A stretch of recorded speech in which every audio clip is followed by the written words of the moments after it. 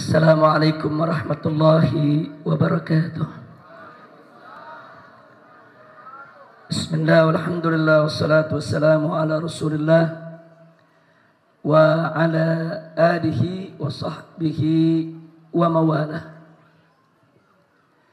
Ahiba'il kiram, usikum jami'an wa nafsi bitaqwallah wa bita'ati rasulillahi sallallahu alaihi wasallam.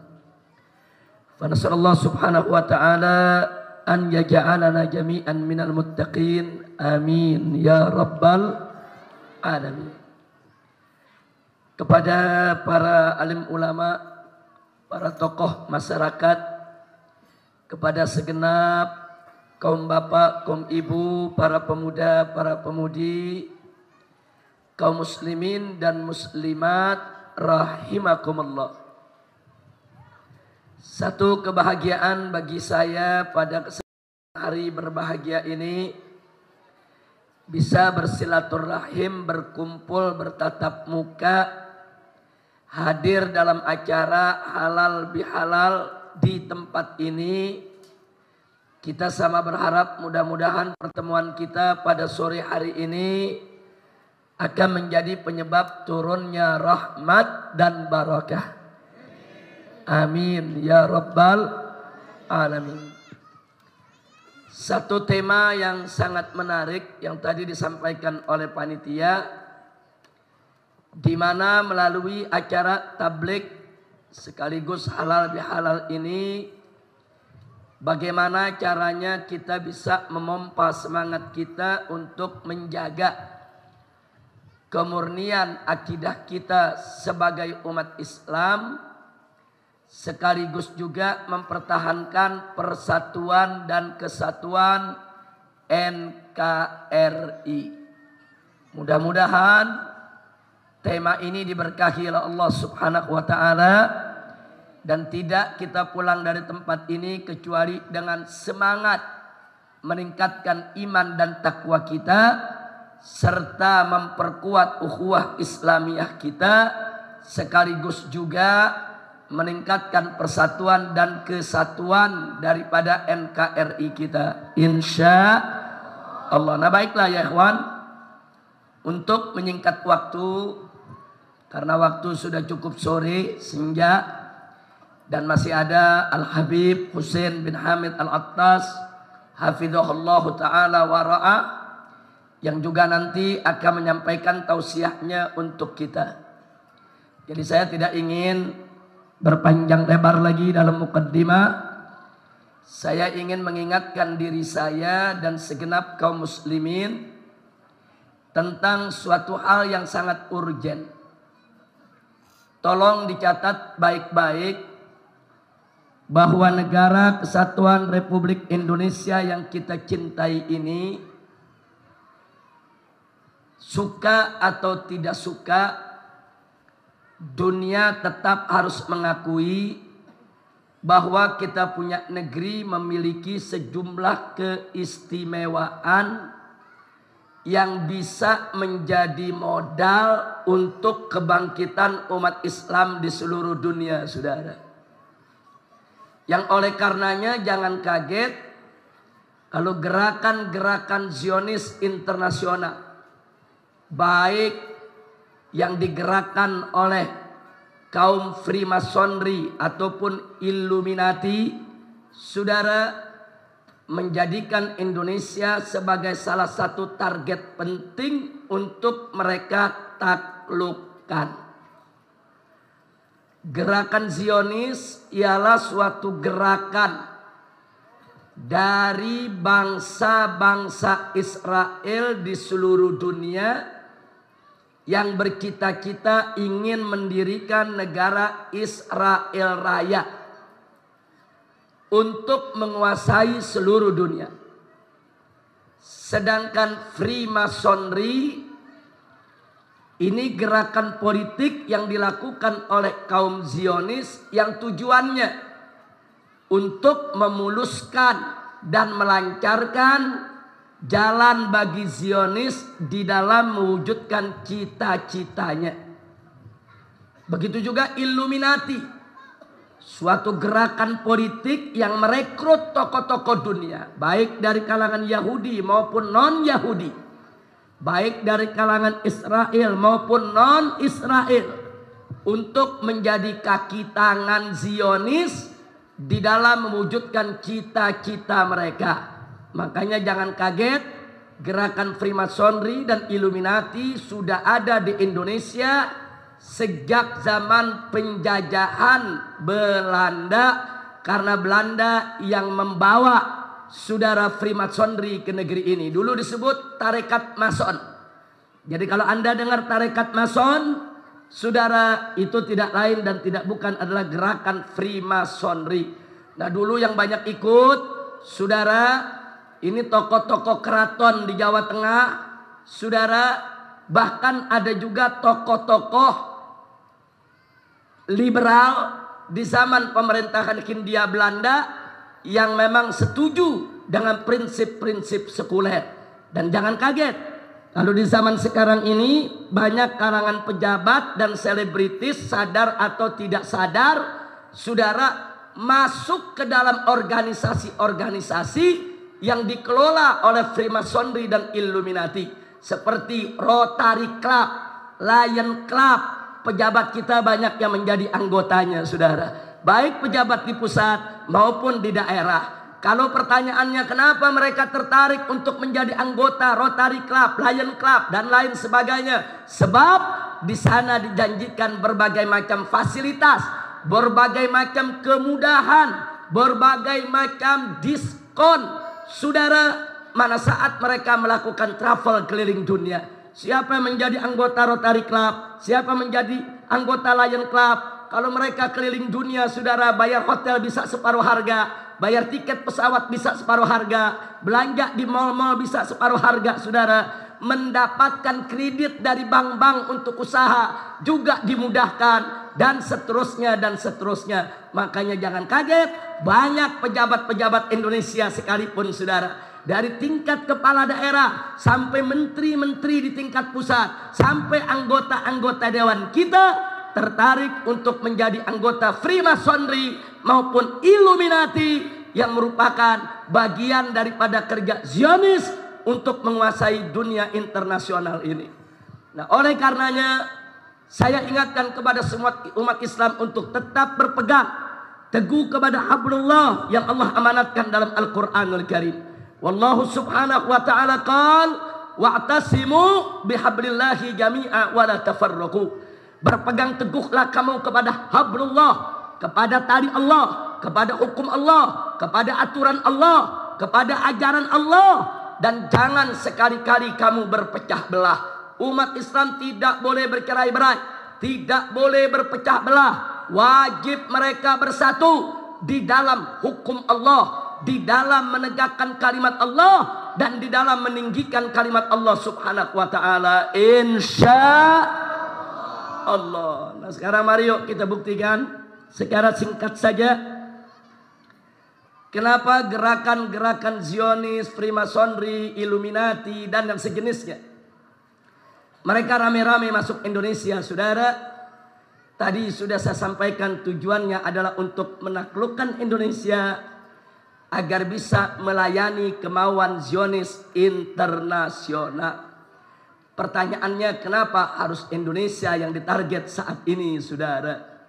Sebab Indonesia memiliki sejumlah keistimewaan yang luar biasa yang tidak dimiliki oleh negeri-negeri Islam yang lainnya, saudara. Yang pertama, bahwa Indonesia ini adalah aktsarus sukanan Islamiyan, saudara, fil alam, yaitu negeri yang memiliki penduduk mayoritas Muslim terbanyak di dunia, saudara. Tidak ada satu negara Islam pun yang penduduknya beragama Islam mencapai hampir 250 juta orang, saudara. Dan ini nggak main-main, banyaknya kuantitas dari penduduk Republik Indonesia ini merupakan modal besar untuk gerak pasar ekonomi internasional, saudara. Makanya kita lihat bagaimana Indonesia menjadi sasaran empuk untuk barang-barang produk asing, saudara. Apakah itu penjualan daripada kendaraan-kendaraan otomotif? Apakah penjualan elektronik? Apakah penjualan lain-lainnya, saudara? Mereka semua serbu pasar-pasar Indonesia karena di sini merupakan pembeli terbesar di dunia, saudara. Nah, jangan lupa, saudara, dan tidak sampai di situ. Dengan mayoritas umat Islam ada di Republik Indonesia ini, saudara, secara otomatis siapa yang memimpin Indonesia, siapa yang menguasai Indonesia, sebetulnya dia adalah pemimpin Muslim sedunia, saudara. Ini merupakan penduduk dengan warga Muslim terbesar di dunia, saudara. Negara-negara Arab tidak seberapa, saudara. Negara-negara Arab terpecah menjadi negara-negara kecil.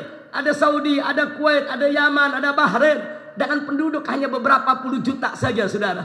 Tapi Indonesia, negara kesatuan Republik Indonesia, dari Sabang sampai Merauke yang begitu besar, begitu luas, ini menghimpun tidak kurang dari 250 juta jiwa beragama Islam, ibadallah. Oleh karenanya ini dibaca oleh musuh-musuh Islam. Dengan Indonesia menjadi negara berpenduduk muslim mayoritas sedunia, berarti Indonesia punya potensi, saudara, menjadi pusat kebangkitan Islam di dunia ini, saudara. Maka itu, saudara, musuh-musuh Allah, musuh-musuh Islam tidak suka dengan potensi yang dimiliki oleh Indonesia ini, saudara. Lalu apa yang mereka lakukan? Mereka lakukan berbagai macam upaya. Bagaimana caranya ke depan Indonesia tidak lagi mayoritas Islam, saudara. Mereka hancurkan sendi-sendi kehidupan kita. Bagaimana Indonesia 20 tahun yang lalu, umat Islam di Indonesia masih 90%, saudara. Tapi hari ini umat Islam di Indonesia hanya 86%, saudara. Kenapa bisa berkurang? Satu, karena kristenisasi yang merajalela, pemurtadan yang merajalela di berbagai daerah di Indonesia, dan banyak orang-orang awam Indonesia yang dimurtadkan. Enggak sampai di situ. Yang kedua, saudara, bagaimana orang-orang di luar Islam mengharamkan pengikutnya memiliki keturunan sedikit, saudara. Sementara di kalangan umat Islam, saudara, rame-rame ingin punya keturunan sedikit, saudara. Ya, mereka berlomba untuk memiliki anak keturunan yang banyak. Sementara umat Islam berlomba untuk mengurangi atau menahan keturunannya satu atau dua saja. Akibatnya populasi pertumbuhan daripada orang-orang Islam menjadi lambat, sedangkan populasi pertumbuhan orang-orang di luar Islam menjadi cepat, saudara. Nah, makanya maaf Pak Bu ya, jangan salahkan saya kalau saya sering ngomong depan ibu-ibu, ibu punya anak yang banyak, bapak-bapak cetak anak yang banyak. Mumpung bapak mesinnya masih mantep, pabriknya masih ada. Ada yang protes, ada yang katakan, Habib Rizik, ini bagaimana? Kok kita diajak untuk punya anak banyak? Habib mesti tahu, lebih baik punya anak satu, jadi kiai, daripada punya anak 20. Bu, benar begitu? Tuh, berpengaruh kan? Saya jawab jangan. Saya jawab jangan. Saya jawab, saudara, tunggu dulu. Kalau Anda punya prinsip begitu, saya punya prinsip lebih baik punya anak 20 jadi kiai semua daripada satu jadi. Udah punya anak satu jadi. Nah, jadi artinya apa? Dalam berprinsip itu kita harus berjiwa besar, jangan berjiwa kerdil. Saudara, kalau ada orang mengatakan lebih baik punya anak satu jadi kiai daripada 20. Loh, dia punya anak 20. Kan kemana bapak sama emaknya, saudara? Apa dia nggak didik itu anak? Di dalam Islam ini ada dua ketentuan, saudara. Kita itu dianjurkan oleh Nabi alaihi salatu wassalam untuk memiliki keturunan yang banyak dan baik. Bukan banyak saja, banyak dan baik. Makanya tatkala Sayyidina Ali ibn Abi Thalib radhiyallahu taala anhu dan Sayyidatuna Fatimah Zahra radhiyallahu taala anha dinikahkan oleh Nabi, salah satu doa Nabi untuk pasangan yang baru dinikahkan tadi adalah Allahumma akhrij minhuma al-katsir tayyib. Ya Allah, keluarkan dari pasangan suami istri ini, dari Ali dan Fatimah, keturunan al-katsir yang banyak, at-tayyib dan baik. Dan di dalam hadis Nabi mengatakan tazawwaju wa taksuru, kawinlah kamu sekalian sehingga kamu menjadi banyak. Fa inni mubahin bikumul umam yaumal qiyamah, kata Nabi. Karena nanti di hari kiamat aku akan banggakan kalian dengan banyaknya kalian di hadapan umat-umat yang lain. Enggak sampai di situ. Nabi mengatakan tazawwajul wadudal walud, nikahi perempuan-perempuan yang subur.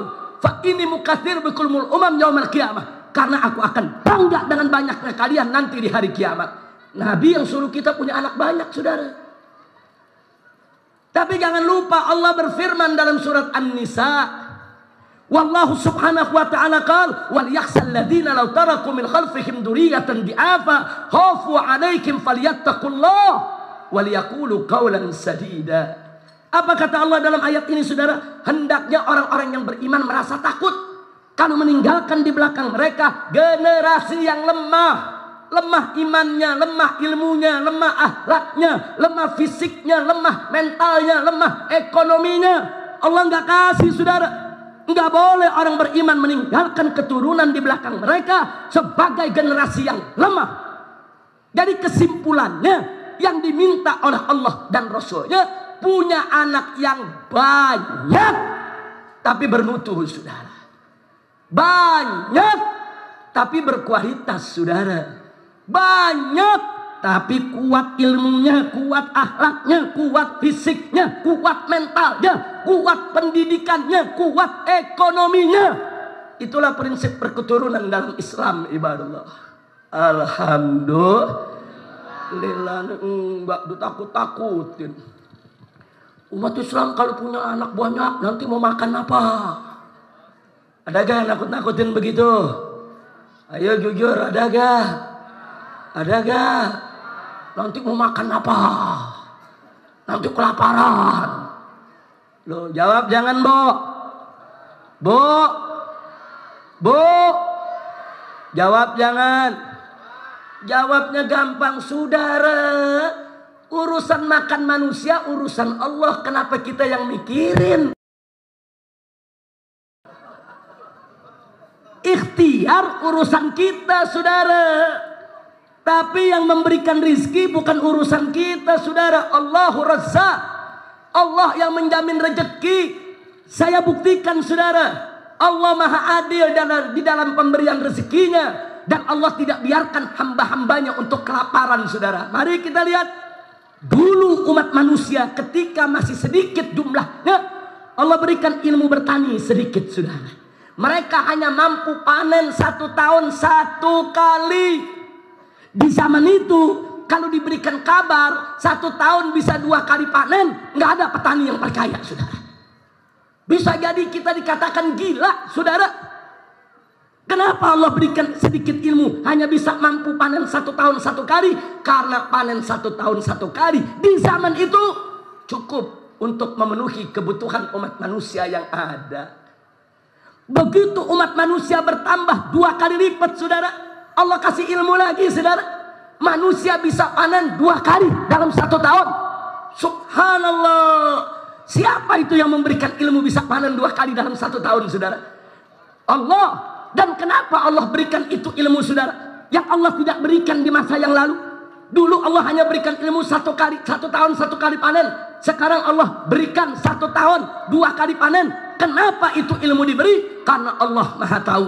Kalau manusia sudah bertambah 2 kali lipat, ilmunya tidak ditambah, berapa banyak makhluk Allah yang akan kelaparan, saudara. Allah berikan sedikit ilmu 1 tahun 2 kali panen sehingga mencukupi untuk manusia yang ada di zamannya. Alhamdulillah. Saya tanya, siapa yang maha kuasa? Siapa yang maha adil? Siapa yang menjamin rizki? Takbir. Manusia bertambah lagi, saudara, populasinya. Enggak cukup 2 kali panen, saudara. Allah kasih ilmu lagi. Ilmu apa? Dulu 1 petak sawah itu panennya cuma 4 ton beras, saudara. Tapi di zaman sekarang dengan teknologi pertanian intensif, saudara.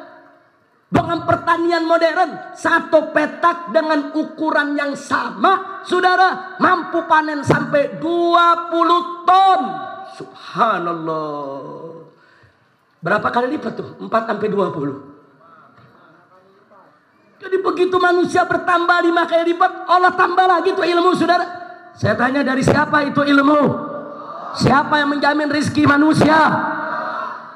Allah yang jamin, kita yang mau mikir ntar kita kelaparan. Yang menciptakan manusia Allah. Allah yang jamin rezekinya. Nggak usah dipikirin. Cuman yang mesti kita pikir ikhtiarnya. Bagaimana anak banyak bermutu semua. Anak banyak berkualitas semua. Anak banyak dididik dengan baik, saudara. Supaya ke depan mereka mendapatkan ilmu-ilmu yang berkah dari Allah. Untuk mengatasi problem kehidupan mereka. Betul? Betul? Enggak sampai di situ, saudara. Dulu bawang kecil-kecil, saudara. Cukup buat umat manusia. Begitu manusia banyak, Allah kasih ilmu. Teknologi pertanian dengan enzim. Sekarang ini, saudara, itu bawang segede beduk ada, sudah. Subhanallah. Ada tomat segede kepala, saudara. Bayangkan. Ada semangka segede guling. Dari mana itu ilmu, saudara?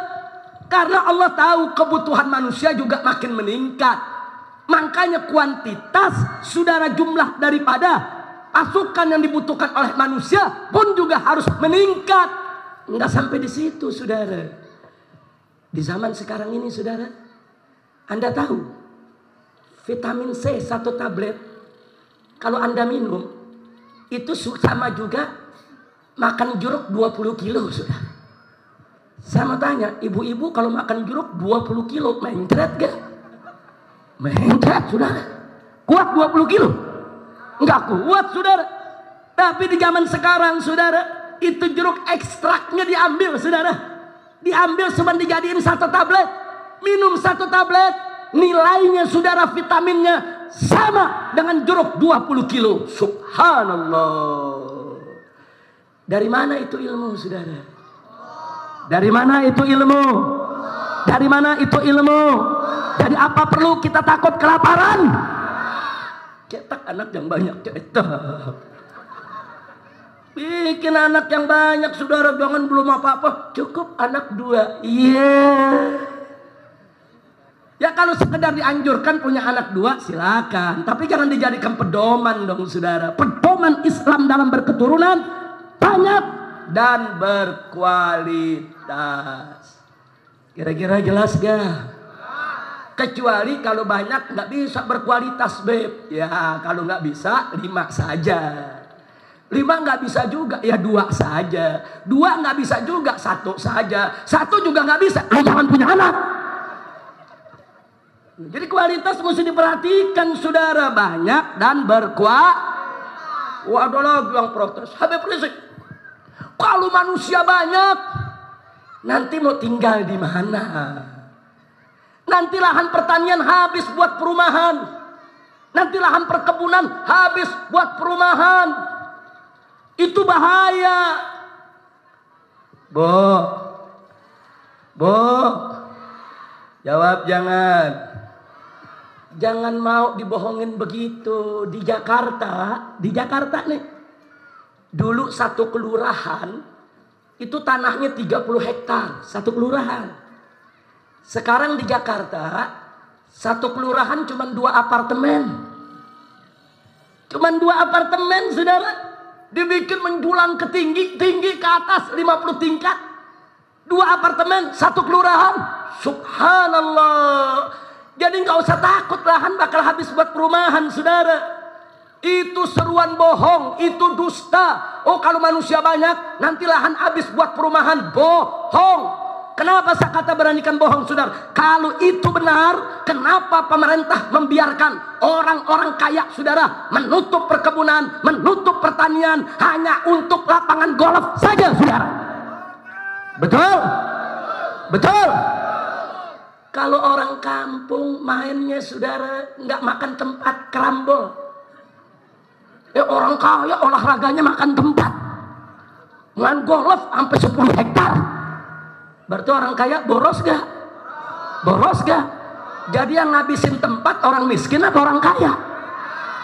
Jangan disalahin orang di bawah punya anak banyak ngabisin tempat. Yang ngabisin tempat bukan yang punya anak banyak. Orang kaya yang mau olahraga butuh lapangan golf berhektar-hektar. Betul? Kalau takut tidak ada lahan, jangan bikin lapangan golf. Orang kaya suruh main kerambol. Saudara, mau main golf, rakyat miskin digusur sana, digusur sini, rawa-rawa diuruk, saudara, perkebunan dibongkar, pertanian ditiadakan, saudara. Mereka yang sudah mengurangi lahan untuk penduduk, bukan umat Islam yang beranak banyak, saudara. Kira-kira jelas tidak? Paham semua? Mudah-mudahan habis dengar ceramah ini gak ada semangat produksi anak. Amin. Amin. Kalau saya, Bu, alhamdulillah masih bujangan, anak 7. Alhamdulillah. Ubay Pungsen juga masih bujangan, anak 7, Bebe.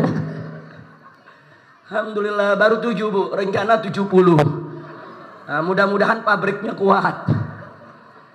Kira-kira jelas tidak? Nah, karena itu baik, saudara.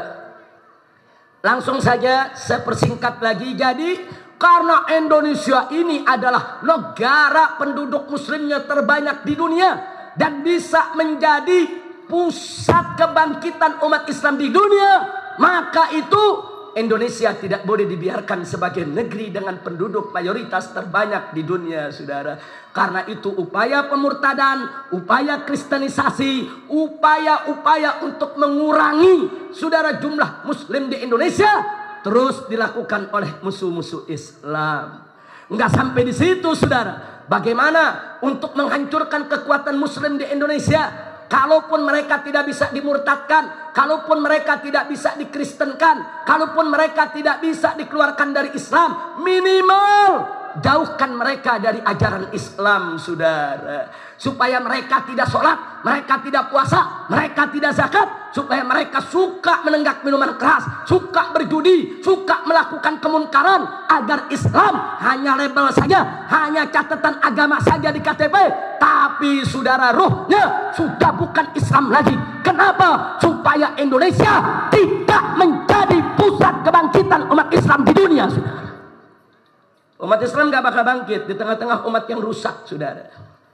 Islam akan bangkit di tengah-tengah umat yang mulai punya al-wa'i ad-dini, punya kesadaran agama yang tinggi, saudara. Nah, maka itu, kalau tadi pertama mereka berupaya untuk supaya kita tidak jadi mayoritas, ayo kita lawan. Bagaimana lawannya, saudara? Umat Islam harus berupaya punya keturunan yang banyak dan berkualitas. Yang kedua, kalau mereka berupaya untuk menjauhkan umat Islam dari agamanya, ayo kita lawan. Bagaimana cara melawannya, saudara? Semarakan dakwah, buka majelis taklim, datangi para tuan-tuan guru, kirim anak-anak kita untuk memperdalam ilmu agama, dan mari kita ajak masyarakat untuk menegakkan amar ma'ruf nahi munkar, supaya kesadaran beragama di tengah masyarakat itu naik, keberkahan turun. Insya Allah Indonesia akan menjadi pusat kebangkitan umat Islam di dunia, saudara. Insya Allah. Dan yang terakhir, saudara, karena Indonesia adalah negara muslim terbesar di dunia, termasuk teritorialnya, dari Sabang sampai Merauke ada 3 waktu, saudara. Ada Indonesia bagian barat, bagian tengah, bagian timur. Saking luasnya kita punya negeri, saudara. Itu dari Banda Aceh, kalau kita naik pesawat sampai ke ujung Irian sana, minimal 5-6 jam baru sampai, sudah. Saking luasnya ini republik, saudara. Musuh-musuh Islam gak suka. Mereka akan berupaya untuk menghancurkan Indonesia menjadi negara-negara kecil, saudara. Karena itu beberapa tahun yang lalu, saudara, almarhum Bapak Z.A. Maulani, mantan kepala Bakin, dulu namanya Bakin, sekarang namanya BIN, saudara. Di zaman Bapak Habibie, beliau mengumpulkan para habaib, para ulama sebelum beliau meninggal dunia. Apa beliau katakan? Para habaib, para kiai, saya titipkan Indonesia ini. Saya kepala Bakin, saya kumpulkan berbagai macam informasi. Ini kita dapat data yang lengkap, akurat, bahwa Eropa dan Amerika sudah sepakat akan melakukan gerakan-gerakan sistematis agar Indonesia terpecah menjadi beberapa negara, saudara. Negara Sumatera sendiri, negara Jawa sendiri, negara Kalimantan sendiri, negara Sulawesi sendiri, negara Irian sendiri. Ya, mereka sedang menuju untuk memecah belah kita, saudara. Maka itu saya sampaikan, saudara, kenapa sampai hari ini baik Amerika maupun Eropa tidak berhasil memecah belah Indonesia menjadi negara-negara kecil? Jawabnya, saudara, karena bangsa Indonesia mayoritas beragama Islam. Mereka diikat dengan akidah Islam, mereka diikat dengan tauhid, mereka diikat dengan iman yang sama, yang mereka punya prinsip apapun sukunya, apapun budayanya, dari Sabang sampai Merauke, selama kita beriman kepada Allah, kita adalah bersaudara. Akidah macam itulah yang sudah mengikat kita sehingga Indonesia sampai hari ini tidak bisa dipecah, sudah. Insya Allah, takbir. Kenapa, saudara? Orang Aceh, orang Batak, orang Lampung, orang Padang, saudara, orang Palembang, orang Jawa, Sunda, saudara, kenapa kita semua mau bersatu?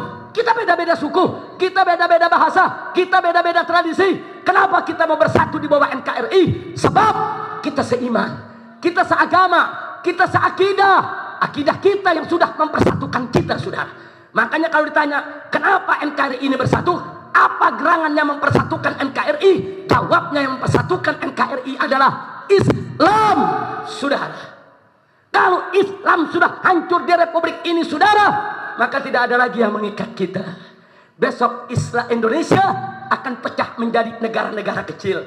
Apa sih yang dibanggakan Indonesia, saudara? Anda tahu Uni Soviet itu negara besar, bala tentaranya besar, punya kapal selam, punya senjata nuklir.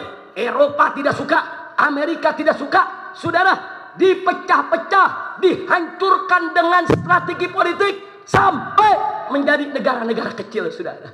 Ada Rusia, ada Ukraina, ada Kazakhstan, saudara, ada Turkistan dan lain sebagainya. Dipecah. Begitu juga Yugoslavia, saudara, negara Eropa Timur terkuat, saudara.